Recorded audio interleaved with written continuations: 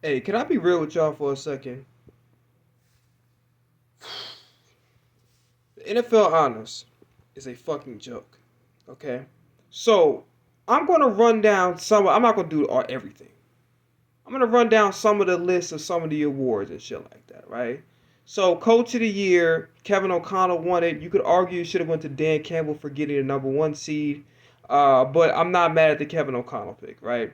Especially because Minnesota was completely irrelevant. I don't think they was even expected to do as well. I think they were big. I think they were projected to be about a 500 team, right? And then you look at the emergence of Sam Darnold. Yeah, he didn't do much in the playoffs, but it is what it is.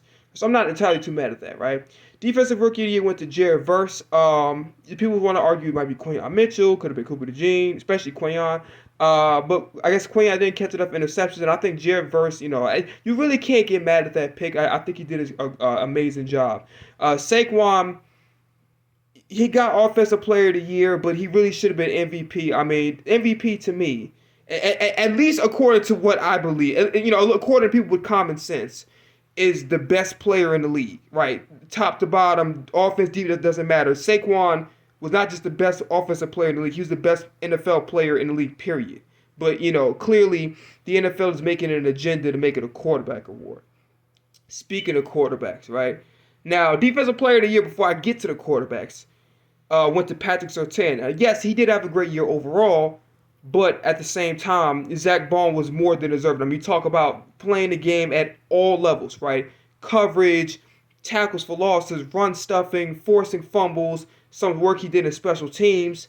And he even caught it. He even was catching an interception. I think he ended up getting some sacks. So he was somewhat instrumental in the pass. Where he's talking about dominating all phases of the game, and his stats are literally comparable, maybe even better than Luke Kuechly in 2017.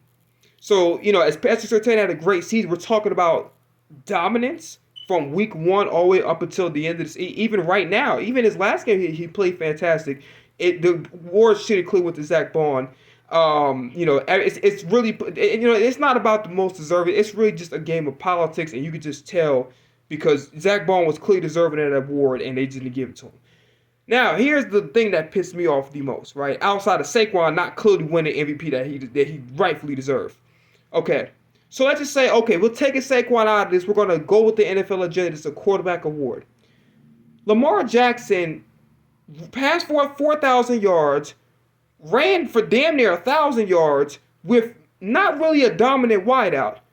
Not to mention, Zay Flowers, in my opinion, good, but to me, he's just like a poor man's version of Devontae Smith. And you already know where I'm taking this. It's not just because I'm an Eagles fan.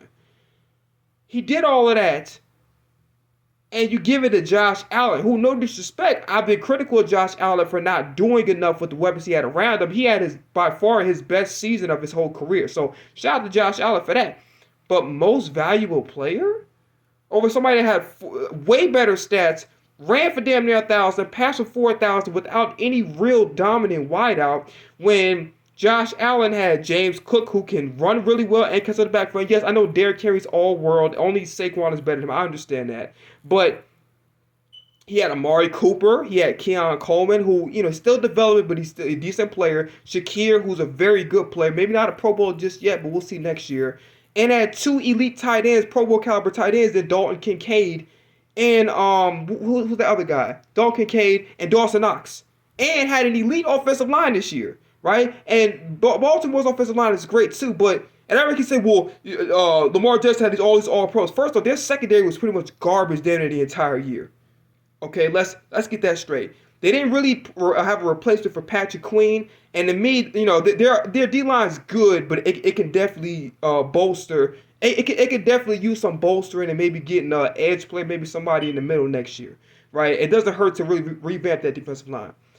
What killed me the most, though, was something right in the casket, was Joe fucking Burrow when the comeback player of the year. Now, don't get me wrong, Joe Burrow's elite, despite what that dumbass nigga said on First Take. He's elite. But he's not the only quarterback to start off playing. Well, he didn't really play really bad, but his team was awful and made a playoff push towards the end. Aaron Rodgers did that shit in the last year of his season as a Green Bay Packer. Comeback player of the year was definitely without question should have been Sam Darnold because of the fact that everyone's written him off as a bust.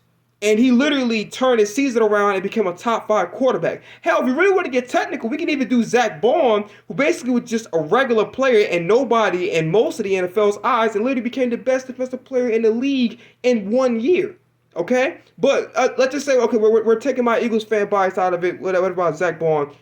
Darnold was should have been a clear victor. Like, how the fuck do you get rewarded for not making the playoffs? It's crazy. Did he have a great year? Yes, but you can't not win games to not get to the playoffs and expect to be rewarded for it. So that shit makes no sense to me. So, all in all, I'm sick of the NFL's bullshit.